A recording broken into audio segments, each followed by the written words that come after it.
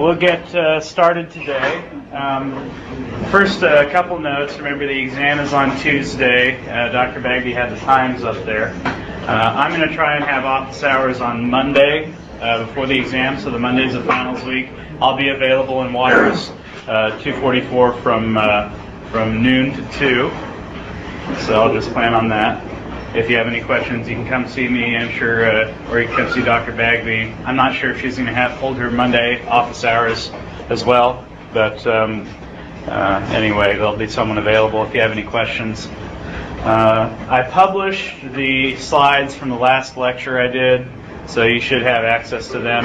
I don't know how many questions she's going to put on the exam for my lectures, but I've given her some, so and I made sure to cover all the topics that I talked about in pretty good detail. So, okay, since we've gone over in class the theoretical underpinnings of Marxism and ideology, I want to concentrate today on how these ideas were implemented and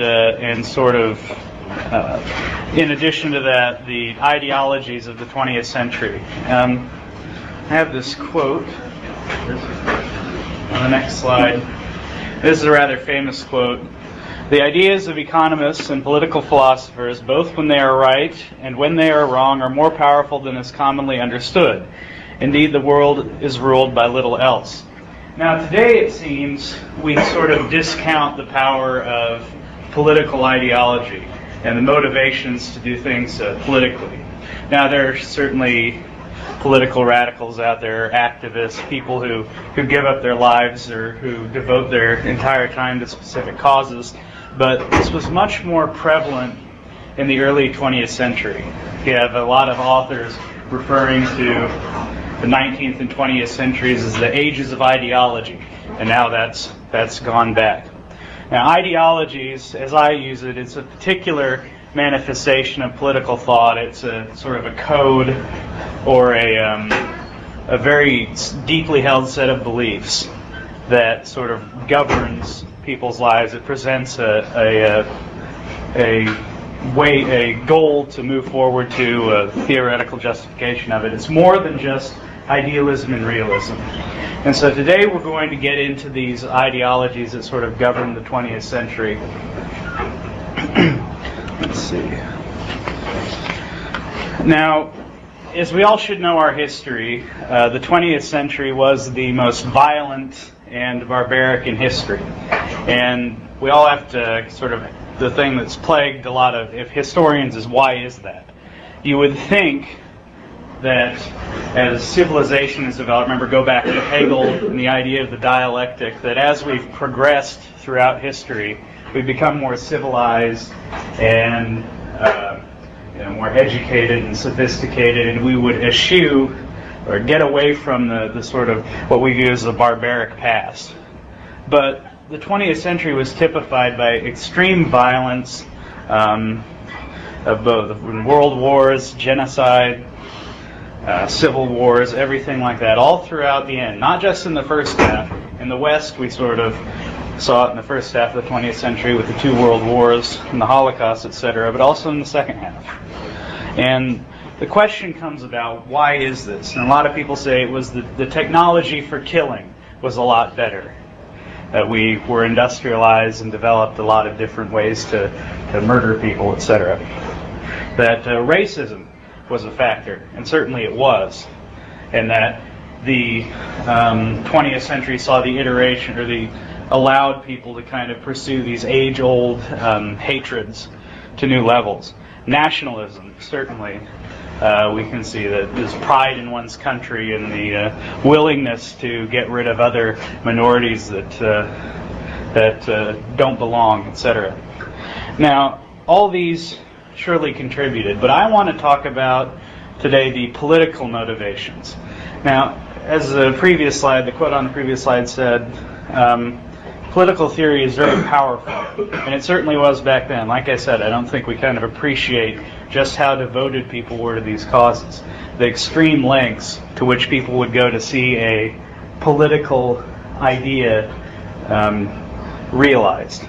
So, now certainly throughout the 20th century before there was violence and conflict that's independent of an ideological political basis. And you had pogroms in Russia and in Eastern Europe. That's the persecution and murder of Jews. You had genocide and ethnic cleansing in Turkey and the Balkans. But understanding political philosophy can help us put this in a better context, as far as I'm concerned. Now, there was a famous 20th century political philosopher named Eric Voegelin. And he termed, having studied especially communism and Nazism as realized in the 20th century, and having studied them and compared them with other ideas in the past, he began to refer to them as political religions. And that's the term we seem to use. Now, what differentiates a political religion is that from just regular political thought or political ideas, and from real religions, is that these are based in very fundamental, very important beliefs. And its believers are convinced of its correctness. If you remember Marx, who set out this completely scientific, justification, or in his mind scientific, who claimed that communism would be inevitable, that it always followed capitalism, that it was the way of things, that this dialectic throughout history was always working and would always end up. That's typical of a political religion. What is very important to realize, and why Voegelin uses the term religion, is that these ideologies promised great things. They promise almost a paradise, as it were. If you look at Marx's final iteration of communism, from each according to his abilities to each according to his means, everyone living together in harmony, there's no want, etc., it presents a really attractive portrait, especially for people who are suffering or people who witness extreme poverty and extreme every day and witness repression, etc. Now this, as Voegelin said, is like religions. Religion too presents an a paradise, as it were. If you look at the Christian religion, if you follow Jesus and do particular things, we can all experience heaven in the afterlife. But that's reserved for the beyond. It's reserved for after we die. With political religions, what Voegelin saw is that they make this paradise something we can achieve on earth. And so people are willing to go to much further lengths to achieve it than just those religious fanatics that we see, that have been around from time to time. So again, it's really important to understand that the promise of 20th century ideology was that you would achieve you would change the world for something that was so great that it was willing to sacrifice everything for.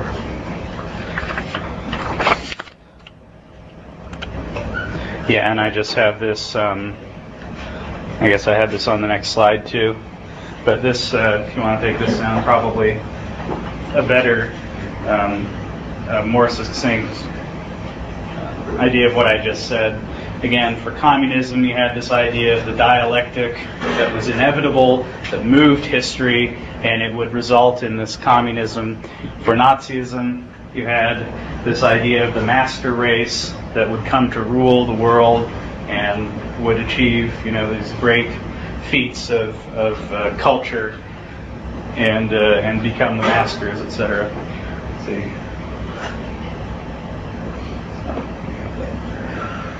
Now this brings about the question.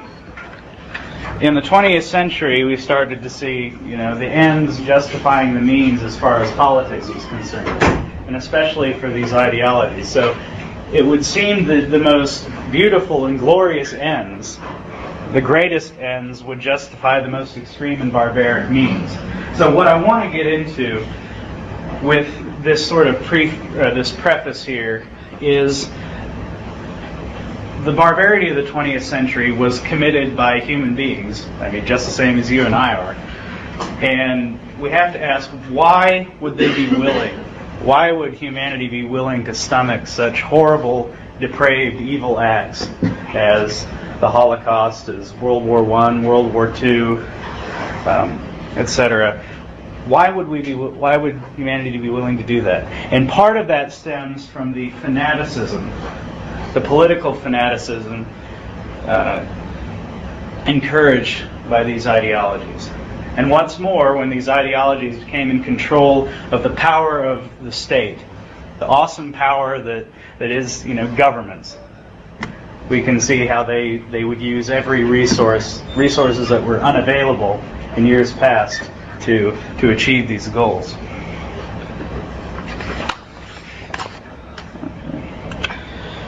See, another characteristic, and one that we've noticed in Marx, that contributes to these ideologies is their contention to be scientific and to reflect the truths of science.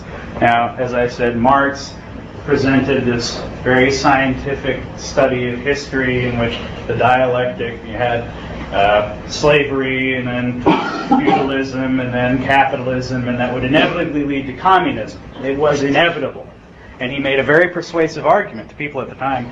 Now, social science wasn't as developed as it is now. People rather thought that we could achieve a scientific knowledge in the social sciences, in politics and economics, sociology, that reflected the truths that we had in the physical sciences, in physics, chemistry, etc.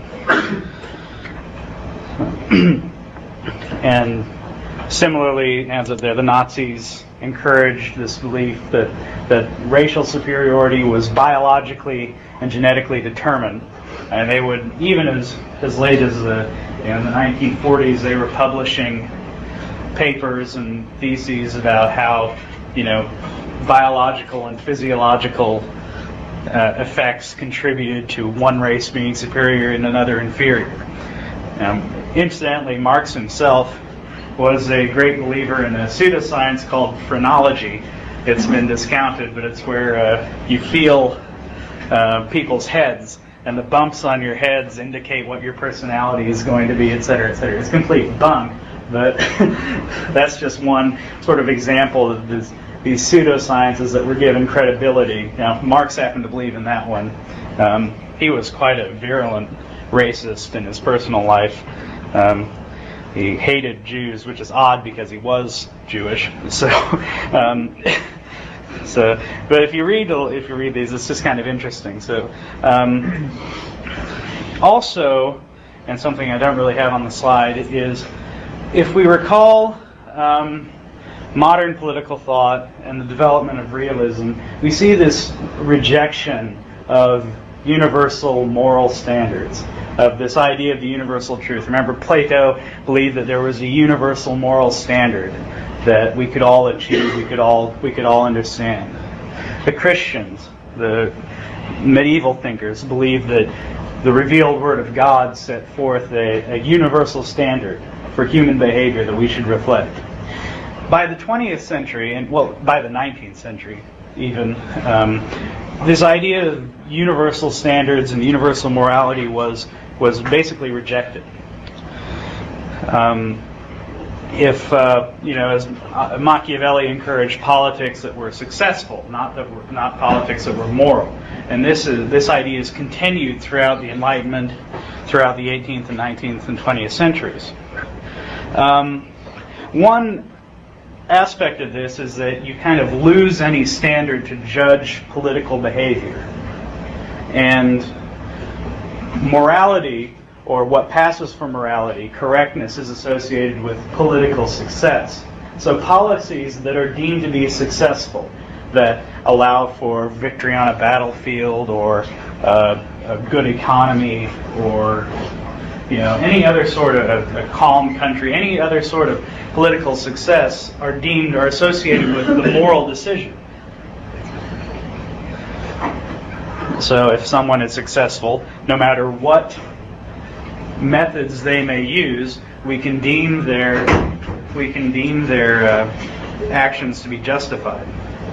Coupled with this were the ideas of relativism and historicism. This goes back to Hegel and Marx, if we recall. With Marx, people's people's identity and how they acted was determined by their relationship to the means of production. Were they proletariat? Were they bourgeoisie? All of this was predetermined. And people began to examine this and say, people's behavior is relative. It's determined by the ideas that were prevalent during their time. So that's historical relativism or moral relativism, where we understand different cultures as being all equal. That's kind of the iteration it's taken today. It was much more crude back here. But there are some political theorists who have argued that this contributed to a lack of standards of behavior, a lack of the ability to judge political behavior, and thus it allowed people to engage in these violent and barbaric acts. Okay. So that's kind of my preface to sort of the origin and of political ideologies and why they exist. So if you think about